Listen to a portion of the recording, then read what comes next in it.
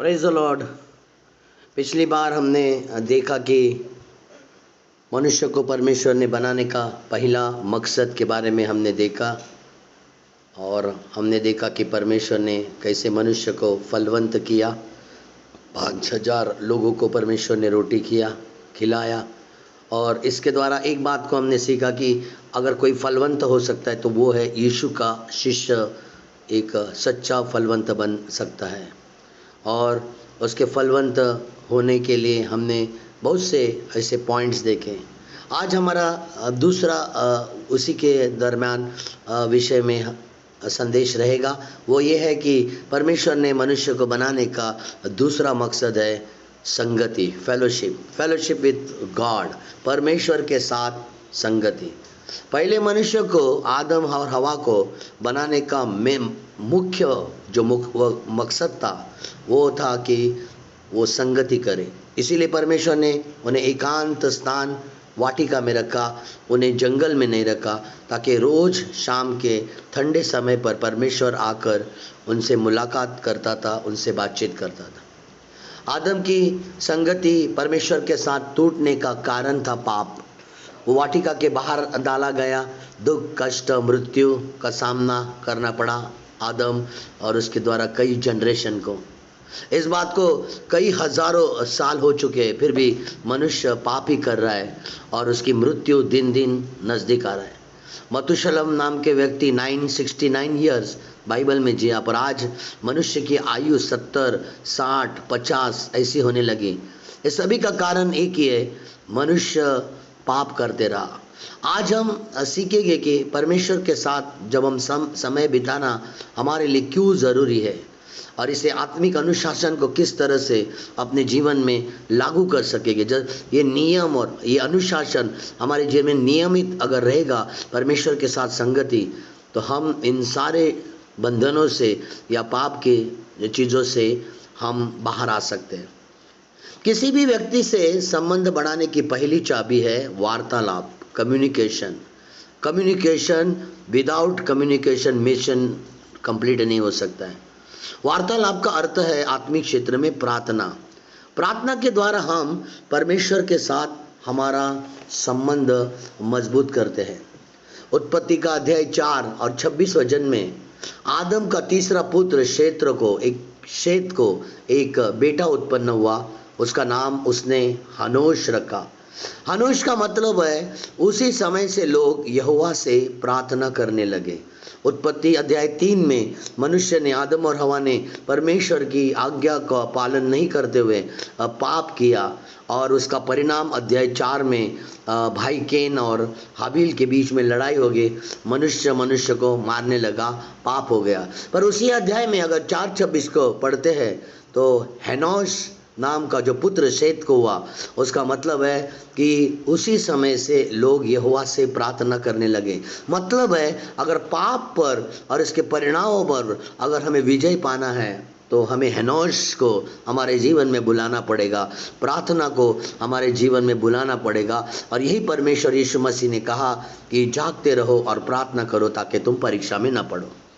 Bible में प्रार्थना के कई प्रकार है, जैसे कि रात की प्रार्थना, इसे फायर प्रेयर कहते हैं। एक युद्ध भूमि लड़ाई है जो शैतानी गतिविधियों से हमारी लड़ाई होती है। रात के अंधकार की शक्तियों से हमें लड़ना होता है। तो रात की प्रार्थना एक युद्ध है, क्योंकि ये शक्तियाँ जब युद्ध भूमि पर आती है तो उस समय रात होता है, क्योंकि प्रधानता है और सारे अंधकार की शक्ति रात को आती है और इसीलिए रात की प्रार्थना हमारे लिए बहुत ही ज़रूरी है।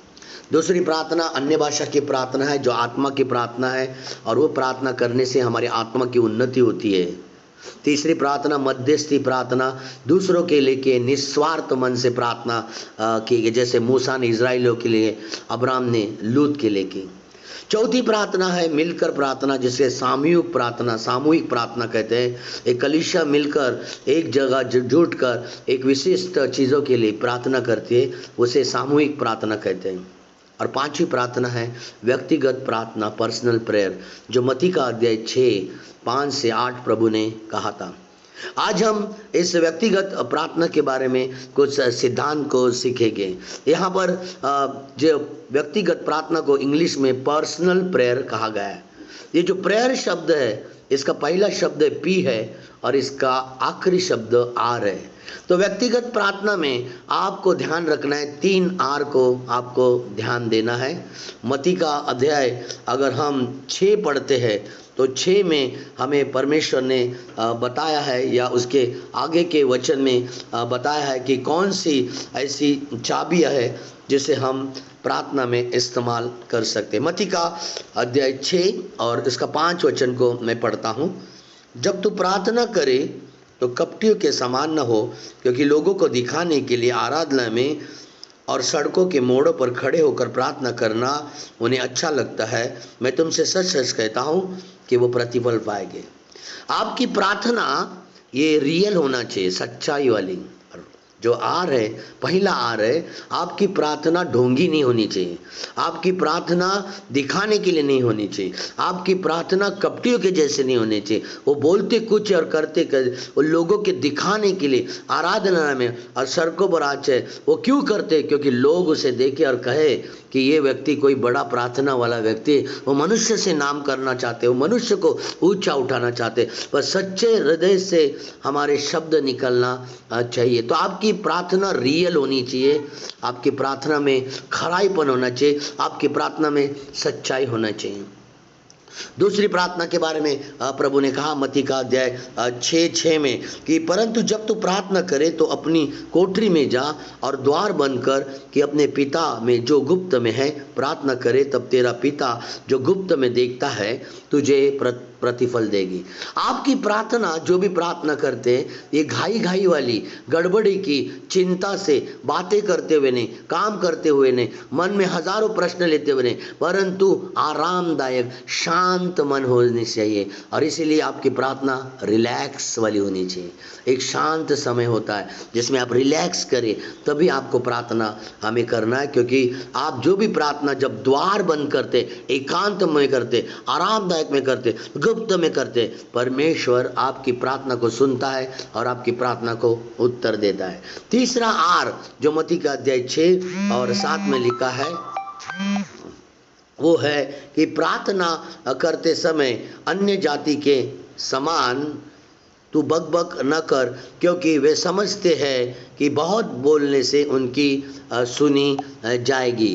तो आपकी प्रार्थना में शब्द जो होते हैं वो हर समय अलग अलग शब्द होने चाहिए। वही शब्द हमारी प्रार्थना में नहीं होनी चाहिए। हमारी प्रार्थना हर दिन, हर समय, हर घड़ी परमेश्वर के लिए हमें अलग अलग शब्द को बोलना है जो हमारे हृदय से आते हैं। इसमें बग नहीं, वही रोज वही शब्द नहीं, अलग अलग शब्द नहीं। जैसे अन्य जाति बग करते हैं चर्च में और दूसरी जगह पर वही सेंटेंस को, सेम शब्द को बोला जाता है। एक नई दुल्हन और एक नया दुल्हन जब एक दूसरे के साथ आमने सामने आती है और जब दूल्हा या दुल्हन एक दूसरे की तारीफ करते तो वही शब्द पसंद नहीं करेंगे। बार बार उसी शब्द को बोलने से वहाँ पर समस्या हो सकती है। आपको याद रखना चाहिए प्रार्थना संगति है, प्रार्थना फेलोशिप है, और दूल्हा प्रभु यीशु मसीह है और दुल्हन ये कलीसिया है। और अपने एक पुरुष अपने प्रेम को कैसे प्रकट करता है कि वो चाहता है, अपेक्षा करता है कि स्त्री उसकी तारीफ करे, और स्त्री कैसे अपेक्षा करती है कि पुरुष मुझे कुछ ना कुछ दे। आपको याद रखना है आप कलीसिया स्त्री है जो प्रभु से अपेक्षा करके उसकी तारीफ करती है, तो परमेश्वर प्रभु यीशु खुदावंद खुश होता है और हमारी प्रार्थना का उत्तर देता है। बाइबल मत्ती अध्याय 6 में 9 में हम अगर पढ़ते हैं तो वहाँ पर लिखा है अंत तुम इसी रीति से प्रार्थना किया करो, ये हमारे पिता तू जो स्वर्ग में है तेरा नाम पवित्र माना जाए। यहाँ पर ध्यान देने वाली बात ये है कि प्रभु ने कहा कि इस रीति से प्रार्थना किया करो।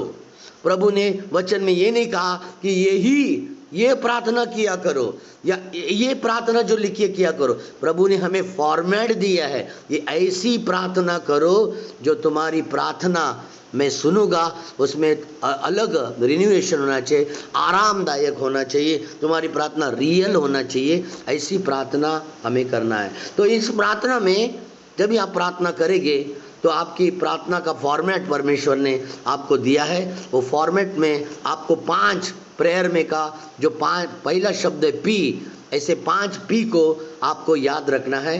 वो है पहली बात मत्ती का अध्याय 6 और 9, अंत तुम इसी रीति से प्रार्थना किया करो, ये हमारे पिता तू जो स्वर्ग में है, तेरा नाम पवित्र माना जाए। इसका मतलब है कि जब भी आप प्रार्थना करते हो, आपकी प्रार्थना की शुरुआत प्रेज करते हुए होना चाहिए, स्तुति करते हुए। आपको गाना गाकर आप स्तुति करते, अच्छे शब्द बोलकर स्तुति कर सकते, परमेश्वर के वचन बोलकर आप स्तुति कर सकते। परंतु परमेश्वर ने कहा कि तुम्हारा प्रार्थना का ढांचा किस तरह से होगा, फॉर्मेट कैसे होगा, कि तुम शुरुआती में तुरंत अपने विषय के लिए प्रार्थना नहीं करोगे, परंतु तुम प्रार्थना इस तरह से करो कि पिता की स्तुति करते हुए, पिता के नाम को ऊंचा उठाते हुए तुम प्रार्थना किया करो। दूसरी बात, दूसरा पी मत्ती का अध्याय 6 और 10 में प्रभु ने कहा, तेरा राज्य आए, तेरी इच्छा जैसे स्वर्ग में पूरी होती है वैसे पृथ्वी पर हो। तो आपकी प्रार्थना का मकसद होना चाहिए, आपका प्रार्थना का मकसद के साथ आपको प्रार्थना करना है। आपकी प्रार्थना का मकसद परमेश्वर ने दिया, ये हर प्रार्थना का मकसद होना चाहिए कि परमेश्वर का राज्य जो स्वर्ग में है वो हमारे घरों में, हमारे पृथ्वी में, हमारे परिवार में, हमारे एरिया में, हमारे राज्य में, हमारे अड़ोस पड़ोस में परमेश्वर का राज्य आए और हर एक इंसान प्रभु यीशु को उद्धार करता स्वीकार करे। ये हमारा मकसद है और इस मकसद के अनुसार, पर्पस के अनुसार हमें प्रार्थना करना बहुत ही जरूरी है। तो एक, आपको प्रेस करते हुए शुरुआत करना है, आपको पर्पस के साथ शुरुआत करना है। तीसरा 6 का 10 में 11 में प्रभु ने कहा, हमारी दिन भर की रोटी आज हमें दे। हालेलुया।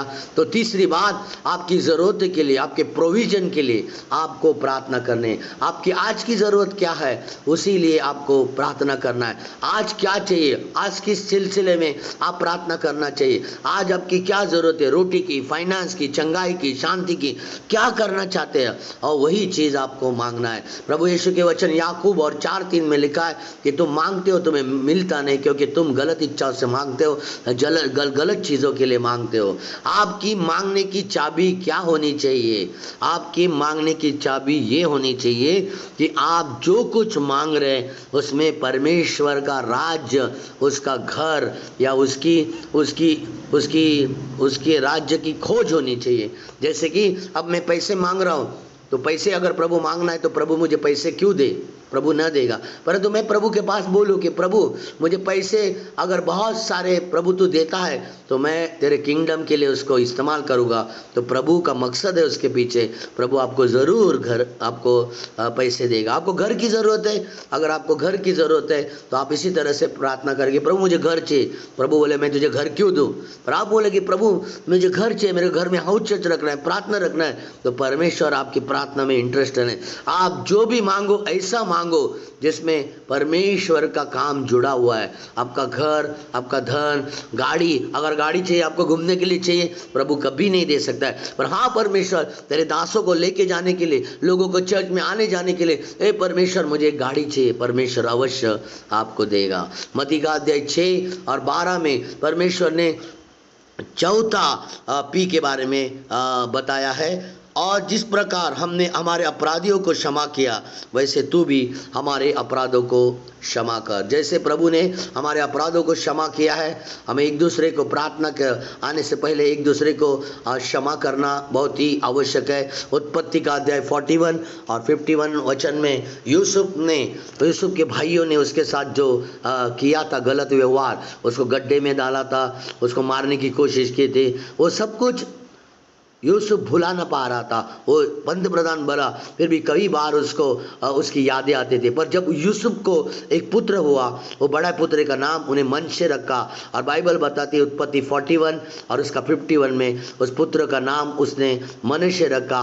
मनश्शे का मतलब है मेरा सारा क्लेश और मेरे पिता का सारा घराना भुला दिया। प्रभु आपको अब शक्ति देता है, सामर्थ्य देते हैं कि जब हम प्रभु को मनश्शे मांगते, हम लोगों को क्षमा अपने सामर्थ्य से नहीं कर सकते, पर जब हम प्रभु के पास आते हैं और प्रभु से कहते हैं कि प्रभु मुझे मनशा दे, तो प्रभु आपको अवश्य मनशा देंगे, उन लोगों को क्षमा करने की सामर्थ्य देगी। हालेलुया। तो आज हमने क्या क्या देखा कि एक कि हमारी प्रार्थना रियल होनी चाहिए।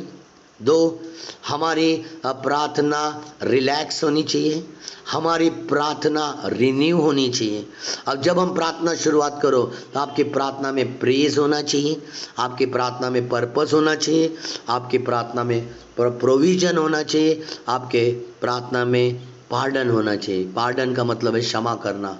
पांचवी चीज मत्ती का अध्याय 6 और 13 वचन में पांचवी चीज प्रभु ने लिखी है कि मत्ती का अध्याय 6 और 13 वचन को पढ़ता हूं, और हमें परीक्षा में न डाल परंतु बुराई से बचा, क्योंकि राज्य और पराक्रम सदा तेरा है। तो पांचवी बात, परीक्षा से बचने के लिए प्रोटेक्शन, परमेश्वर का प्रोटेक्शन इविल स्पिरिट से, शैतानी से। जब आप प्रार्थना नहीं करोगे तो शैतान आप पर हावी हो सकता है। जब प्रार्थना नहीं करोगे तो आप परीक्षा में पढ़ सकते हैं, क्योंकि प्रभु ने कहा मत्ती का अध्याय 26:41 में, प्रार्थना करो, जागते रहो, ताकि तुम परीक्षा में न पड़ो। आत्मा तो तैयार है पर शरीर दुर्बल है। प्रार्थना करना चाहता आत्मा, पर शरीर कहता है कि सो जा।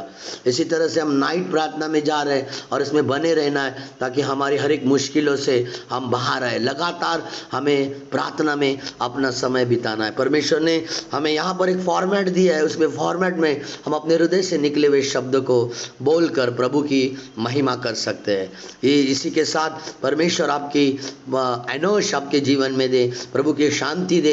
इस समय मैं प्रार्थना करना चाहूंगा कि जितने लोग भी इस प्रार्थना को सुन रहे हैं, वो परमेश्वर एनोश की आत्मा, प्रार्थना की आत्मा, प्रार्थना का मस्सा इनके जीवन में दे। ये लगातार ये प्रार्थना करते हुए अपने जीवन को बढ़ते जाए, उसमें बढ़ते जाए। हर एक रुकावट बंधन हो प्रभु, ये प्रभु चला जाए, और परमेश्वर इनकी प्रार्थना में सीरियसनेस हो। ये प्रार्थना करते हुए दूसरे कोई काम न करे, ये प्रार्थना करते हुए इनका फोकस परमेश्वर तेरे साथ जुड़ा रहे, इनकी तार तेरे तार से जुड़ी रहे। परमेश्वर कोई भी बाधा बंधन या पारिवारिक जीवन, पारिवारिक दोस्त, फोन, टेलीफोन, टीवी, कोई भी इनके लिए डिस्टर्बेंस ना आए, पर केवल और केवल प्रार्थना में समय बिताए। धन्यवाद, एनोश की आत्मा इनके जीवन में दे। धन्यवाद के साथ प्रार्थना प्रभु यीशु के नाम से करता हूँ। प्रभु आप सभी को आशीष करें। इन वचनों को देख के आप प्रार्थना किस तरह से करना सीखोगे तो आप दूसरों को भी सिखा सकते हैं। धन्यवाद करते, प्रभु सभी को ब्लेस करे और आशीष करे।